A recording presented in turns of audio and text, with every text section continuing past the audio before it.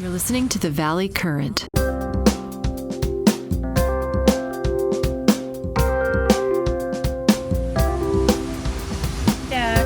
Hey, how's Myrony world? Okay, you know, the days just fly by when you're having fun, right? Always. Do you feel like it's going faster or slower? Oh, faster for sure. Faster than when you were a teenager, right? Oh my goodness. Do you remember being in grade school and watching the clock to say, when is it getting to 3 o'clock? Yeah. Want to get out of here? Exactly. And it just never seemed to move. Right. Yep. And the teacher droned on the back to the blackboard. Like They didn't even present. It was always like at the blackboard writing to themselves. Like you were supposed to read the blackboard. I mean, it's pretty funny because I'll show you some images that you might get a kick out of, which is stuff that's on a blackboard that I wrote on at a yoga studio that I've been doing a lot of yoga in because I really want to lose like 1 million pounds of weight. Unfortunately, nothing is cooperating.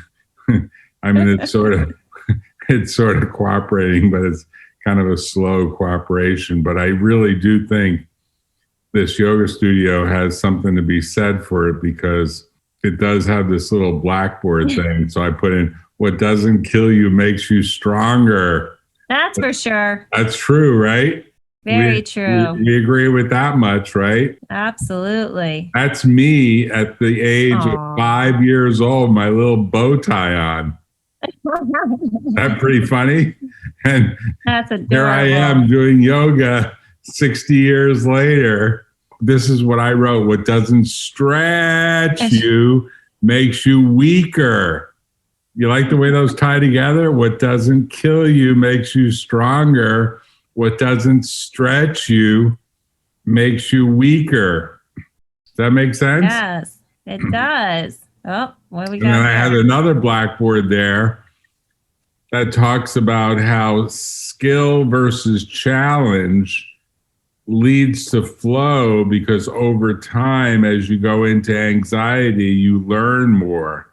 So if you're a green skier at a blue slope, you better learn fast and get down that slope. You know, it's kind of like you're not going to be bored at least. Right. So I collected these pictures up because I thought you'd be interested in part of my life now as I spend an hour at a yoga studio and it seems like eat, sleep, flow, and repeat. And that's me. There I am. Oh my God, look at you. I mean, you're doing good. That is not an easy pose to do. No, it's not. Let me tell you something. That is not an easy pose. You like the little smile on my face here? I mean, come on, you gotta give me a little bit of credit. I give you a ton of credit because you're actually doing hot yoga. You're not even doing this regular yoga. You're doing Bikram yoga. Me right here.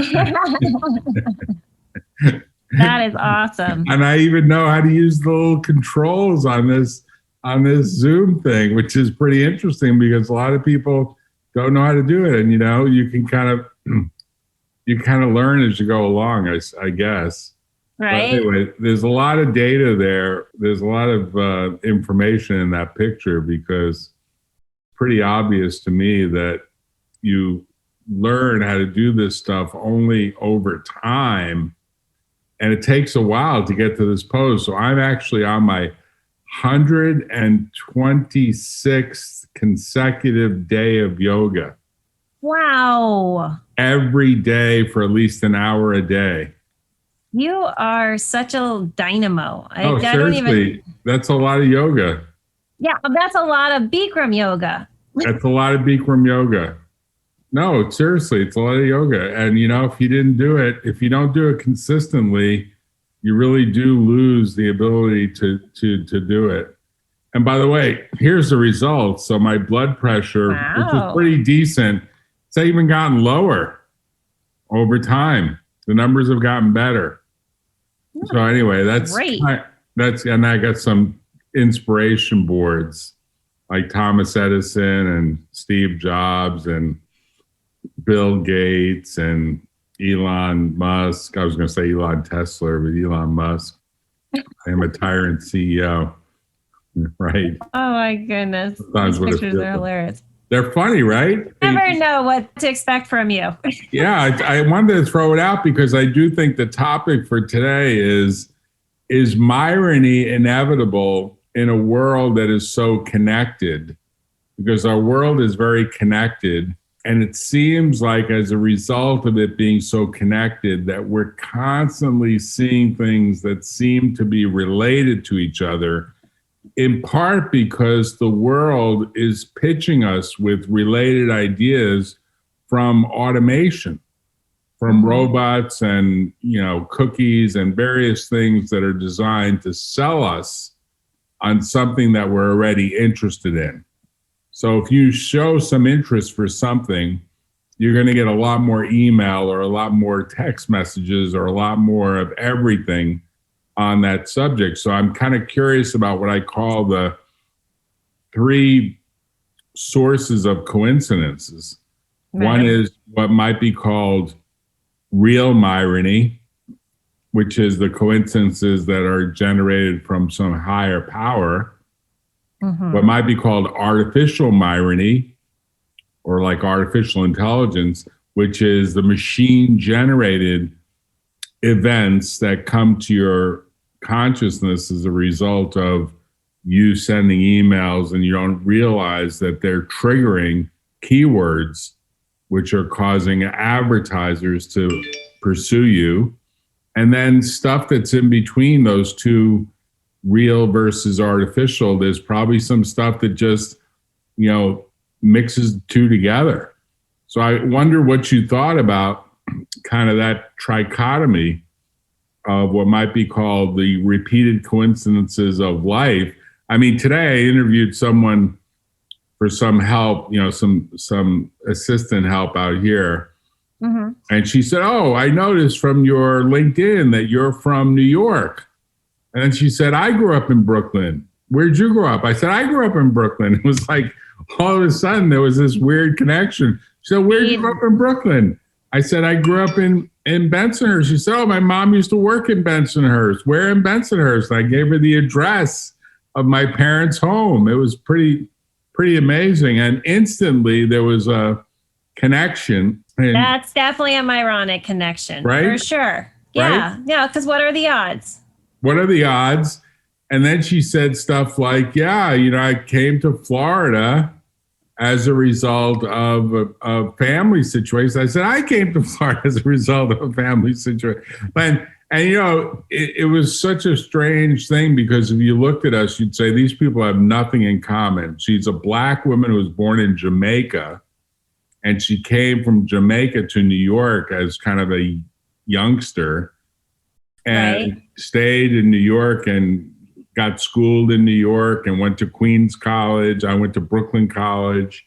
And so, there's coincidences, but she's, Black and a female and, completely disconnected from my life in any way. Right. But there were these overlaps, one after the other, after the other, after the other. I mean, it was kind of amazing. It was kind of an acceleration of trust. And you could argue Myrony between two people does accelerate trust. Or it does, right? Yeah. And that's, the definition of Myrony are the crazy coincidences that happen in life that we can't explain. You can't explain that. And that is absolutely not artificially created. Because it's actually, I think the biggest thing with this artificial creation is if we're looking at it as with people. I believe the Myronies that connect us to people, which is funny. So we're doing this, this episode where it's actually thanks to someone from your yoga, Linda, is now, we had so many Myronies. We had so many Myronies between us, and, and we're now in connection. Thanks to you. Someone from someone from the yoga studio is a real estate broker. Yeah. Probably listened to your podcast at my suggestion, or listened to one of my podcasts about you that then led to your podcast, right? And actually, she heard our interview on your podcast, and then I guess she did maybe but then she reached out to me on LinkedIn, and we ended up having a conversation, and we had so many Myronies between the two of us. It was hilarious. Well, that's interesting. Because she's from New Jersey. Is she from New Jersey too? I don't think so. I don't remember. I don't think it's not. I don't think that was it. But there was a lot of connections that just me and her were just like, oh my goodness, that's crazy. And so that's one of the things we can look at. And truthfully, I believe there's more of a spiritual connection that there's things that have happened in her life that she'd like to maybe have some answers. And so we're going down that road together, which is really cool. And I think that the Myronies they're literally lead to the pieces of our life puzzle. But the puzzle is people. It's not things.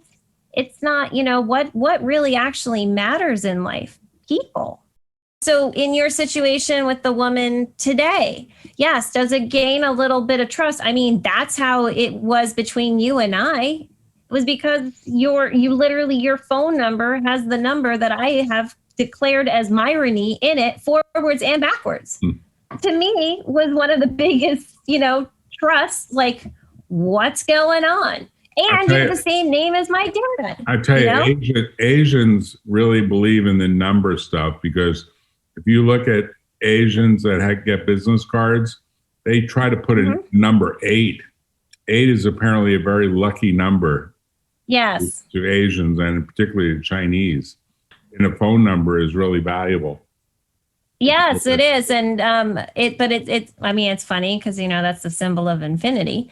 But, it is interesting when you start paying attention to these smaller clues, like what are the odds? And maybe there's something more. And maybe it's not meant to be for that situation, but maybe it's going to lead to something else. All I am encouraging people to do is just pay attention a little more. Don't discount those Myronies that show up. What was that? There has to be a greater reason, potentially. I mean, not always, but I think when we're looking at the artificial creation of them, I mean, yes, I understand that, but you can't deny it when it happens outside of a computer, and you're experiencing it for real, and then you're telling a story, and then someone has a similar story, or whatever, and so that's the whole concept with Myrony also, is for us to be able to connect on a deeper level. But you could argue confusion gets generated because if people are spending so much time looking at a screen, they're going to have various things thrown at them through automation that can become quite confusing, and can be, what is this real? Is this fake? I mean, I know a lot of people that read email, and the very first thing they ask is this real? Right. Is this fake? There's no stamp of genuineness in any given email. I mean, I got one of those calls on my cell phone from the alleged Social Security office.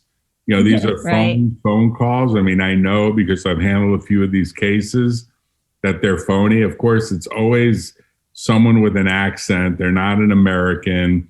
It's always like, so the English is always very poor, but they must get a certain number of people that stay on the line and wait for the real caller to come on. It's just a pre-recorded robot that asks, we've discovered there's fraudulent use of your Social Security number. We're shutting down your Social Security benefits, but if you stay on the line, we can renew your benefits.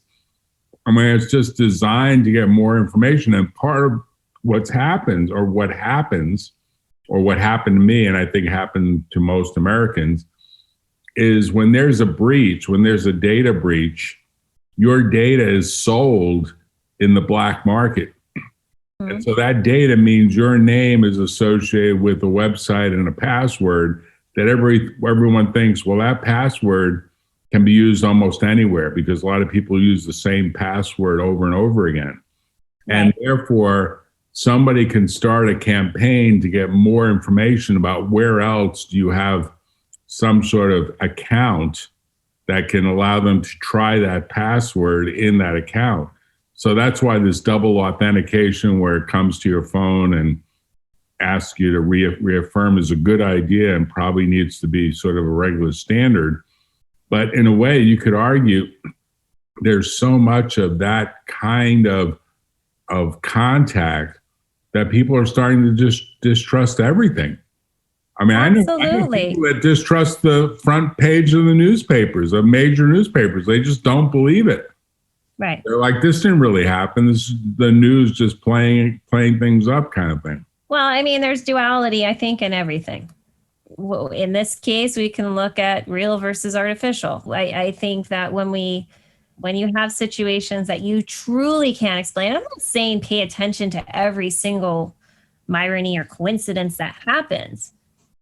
It's not necessarily, it doesn't mean that. It doesn't mean that it's going to lead somewhere, but it's just become more in tune when you do have a situation come up, and generally it's with the person of like, oh, why this many level of Myronic connections do we have? And explore that. So it's that whole thing. When a door opens, you got to walk through to see what's on the other side.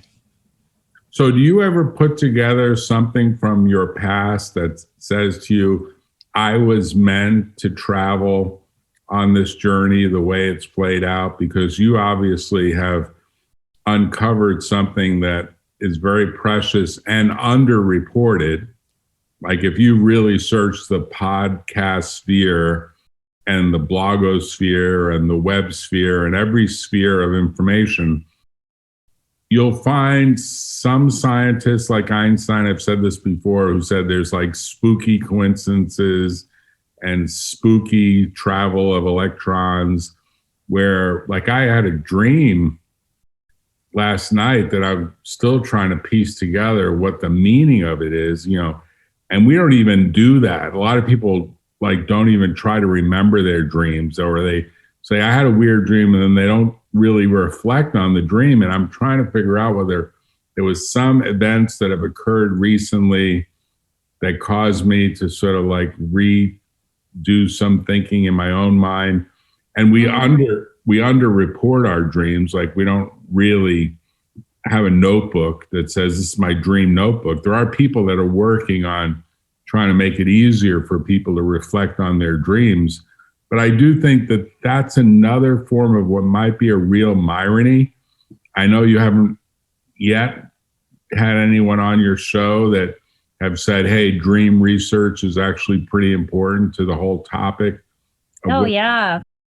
I mean, you get so much information in your dreams for sure. Right. For those that are able to experience it in that way, for definitely. And when you ask that question, I do believe I was in this weird way destined to do this, because when I was 16 years old, I'll never forget, I had this overwhelming feeling to go to Delaware. And I'd never been to the state. I'd never been to University of Delaware. Why was I feeling compelled to go? I applied to 2 schools. That was it. Why? Because you were starting a Delaware company some 30 years later or something, right? That was where this whole freaking crazy thing came into play in the first place. So it's kind of like when you really do go back and you look at your life and you look at those really pivotal moments and be like, wow, if I didn't go that way. I mean, of course, we're always can either go this direction or that direction. But I think that when we stay so true to what our heart and our soul and not just our head is saying, it leads us in a totally different direction. I mean, it's totally how you and I connected. There's absolutely no reason why we should have really connected the way that we did. You know, it was the fact that I had this feeling, this other person who could help me on trademarking side. And I was like, no, not feeling that one. Well, and then I represent our friend Mark connected us. I represent this guy that I'm still trying to connect you to, Dr. Shah, who takes care of all of the very, very ill terminal cancer patients. And I swear, before he makes a decision, he actually does kind of put his head down almost in prayer, and maybe it is prayer, And he kind of does a reflection about what's his gut saying. You could call this, making a decision from your gut, or making a decision that's not a pure kind of mathematical, here's what the odds are, kind of going with the flow of the decision. You see this sometimes even in these televised poker games where you say, wow, the odds are against this guy, but he's like, my gut tells me I've got to stay in this pot. And then he pulls the ace in the last draw. It's just amazing how that plays out. I mean, and in some ways, you could argue you're helping people build a power they don't realize they have in awareness, an enhanced power and awareness that they just don't necessarily focus on, because a lot of the world tends to be much more, no, just go with the math, just go with the science, just go with the probabilistic calculation.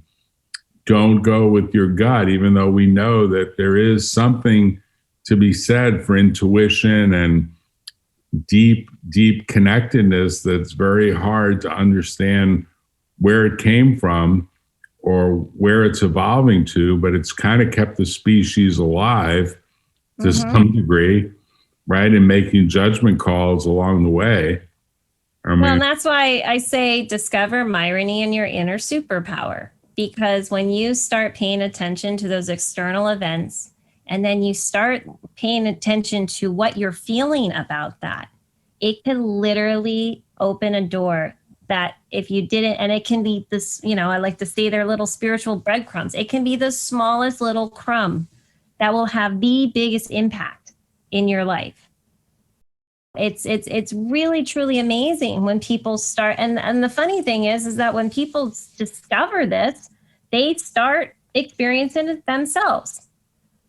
And so I guess the biggest thing is trying to get out of this fishbowl microcosm that we've put ourselves in, of just being on the computers all the time. And that's the whole point with this in social media, is for people to be able to share in such a bigger way than just this little way that we're sharing all the time, for others to be able to connect. Because it really, I find it so powerful. That's what I love about the interviews I do on my podcast, which love the interview with you, of course, but I never know what I'm going to get from the conversation. And the stories I hear are just incredible. And they don't even realize how incredible their stories are, because no one's ever really asked them to that level, which is kind of interesting. I showed you the picture of me in kindergarten. I think I was like 5 or 6 years old. I think it was kindergarten. I think it was 5. And do you think it should start that early? Like it should, like I believe now, yoga should probably start at like a very, very young age, because part of what you do in yoga is you take a time out to respect your body. And with all of its faults, with all of its limits, I heard some data today and I said, I didn't know that. I didn't know, for example, that there's 208 bones and 611 muscles in a typical human male or female. I just didn't know that. 208, 611, roughly like 3-to-1 muscle to bone. Not quite 3-to-1, but roughly 3-to-1. And, I thought to myself, really, yoga is saying, I want you to give some attention to all of these bones and all these muscles in ways that will make them work better for you in the future. So I can get in and out of a kayak far easier now than like last year. I can do a lot of stuff. I can get in and out of various small places in ways that I couldn't possibly do. I can get up and down from the ground, like if I were to fall, not that I've ever fallen, but if I were, I can get up and down. And I'm sure if I went skiing, I would find, oh yeah, this is easy. Even if I fall, it'll be kind of a joke, because if you fall and you can't get up very well, that becomes a problem. And as you get older, of course, it gets harder and harder to actually deal with a fall or getting up. So I wish I started this about 20. Well, I did start it about 20 years ago. Then, of course, life takes over and you just don't do enough practice. But once you practice, you start to notice, oh, I actually have less stretch on one side than another. Oh, yeah, I had an injury. I had an injury like 30 years ago. And the manifestation of the limitations caused by that injury are now very obvious. And so I'm sure in some ways you could say, if you started and were consistent from a very young age, you would actually have a better sense for things that are going wrong with your body in any particular whatsoever, whatever it might be. You would have a better sensation of, well, this pain is new and is localized versus very much unknown. I don't know, I'm just in pain. I don't know where it's from. I think people who do a lot of yoga, they really can detect and isolate where it is, what may be causing it, what may fix it. But in a way, I wanted to use that by analogy because I think in a way, Myrony is like that. You're doing yoga for the mind in exercising its awareness to build some additional power and stretch that's going to make you stronger rather than do anything that actually makes you weaker. And I think what a lot of the internet does, and this is the punchline, the long build up to the punchline. I actually think the internet is making our minds weaker. Oh, overall. absolutely. That's a major problem that no one is really underscoring, other than to say there's a lot of distraction and a lot of like ADHD kind of stuff, but they're not really focusing on, are we expanding our intelligence, our collective intelligence, or are we really just weakening it over time? Yeah, that's a great point. I mean, I think just from the distraction, we're weakening ourselves. Right. I mean, where's the next Einstein in all this? Like, to me, we haven't had any amazing, notable scientists make any amazing Einstein-like. Now, I'm not going to say there haven't been some great things that have happened, but at the level of deep thought that he was doing, I think it's going to soon be probably 100 years to, we haven't seen that. Yes, we've seen some great businessmen. Yes, we've seen some amazing wealth generation. Einstein wasn't wealthy and he didn't build a business, but he gave the world a tremendous amount of theory and ideas that could be tested, that in a way, I think right now, the sense I get is we're not necessarily on a path to produce another Einstein here. Maybe Myrony indirectly will allow that to occur, right? Think about that. That's a major statement, because it's only with some real new thoughts that we're going to get out of the jam that we're in a planet that's probably fundamentally overpopulated, overpolluted, overtaxed, over this, over that. And you're just too much going on, that there needs to be an Einstein-like person or persons that are bringing some new ideas to the table that really change things. And I want to applaud Myrony and maybe have you say to people how, because you also have a consulting business you do besides all the lecturing you do, or all the podcasts you do. You don't do a lot of lecturing, but how would they reach you, and what sort of stuff are you doing when you do consulting for people, like you might do for my yoga classmate, Linda? Yeah, so at the website, that's Myrony.com. I have something I call my Myrony mentoring, and I call them intuitive soul sessions. And there's greater reason behind it. It's kind of for anybody that wants to hear the story. It's actually on the first episode of my podcast for That's Myrony. And also for those that enjoy the spiritual deep dives, it was done on my friend's podcast, Sense of Soul. And these, as an intuitive, I'm guided to give certain messages. And so I just share that with my clients. And, It's one of the weirdest things. I never know where the conversation's going. Kind of like with you, Jack. I never know where the conversation's ever going to go. But we just go with it. I'm going to have a few interesting pictures to show you. That's for sure. Actually, there's so many different other pictures I want to show you, but I'm out of time. So why don't we wrap this up with you telling people how they reach you by email at that'smyrony.com. Is there just a little form on there's a little form on my Myrony mentoring. You can also reach me at Alysha@that'smyrony.com, and I'm all everywhere on social media. So yeah, you're a thought leader now. You're like hitting all the shows. You're going to get on Joe Rogan next. Seriously. That would be cool. Really the biggest thing is I just want people to start using this word. It's literally the opposite of selfie. It's a more modern day word for synchronicity. However, it has its own definition because it's synchronicity in motion. You see that sign? Motion brings a whole new dimensionality to it. And it does kind of extend a lot of principles about awareness that most people forget even exist. And yet more and more people are saying, if we don't have greater awareness, then we're really doomed. Like we're just totally doomed.